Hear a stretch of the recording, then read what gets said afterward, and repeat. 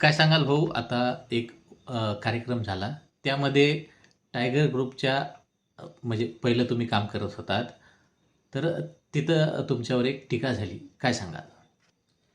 नेमकं सर, आता काय की माझं एक म्हणणं काय की टीका करायला आता आपण त्या माणसाची जी आपल्याबद्दल जे टीका करते. आता आपण टायगर ग्रुपमध्ये आतापर्यंत आपण काम केलं आणि तानाजी भाऊकडे बघून आपण काम केलं. तानाजी भाऊचा एक स्वभाव आपल्याला चांगला वाटला म्हणून आपण काम केलं.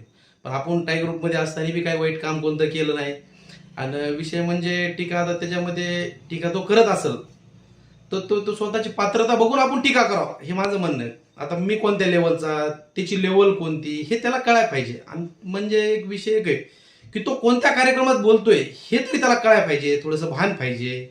तो बघितला तर कोणता युवाचा राष्ट्रवादीचा उपजिल्हाध्यक्ष आहे, मी कोणता युवा सेनेचा, आम्हाला मराठवाड्याचं पद आहे, मी माझी लायकी काय आहे हे लोकांना पण माहिती आहे. आणि सगळ्या जनतेला माहिती आहे ना माझी लायकी काय. म्हणजे जर लायकी म्हणूनच मला मराठवाड्याचं पद आहे ना. जर माझी लायकी नसती तर मला पद कशाला दिलं असतं साहेब. याआधी देखील तुमच्या ऑफिसच्या बॅनरवरून देखील थोडं टीका झाली होती. काय सांगाल?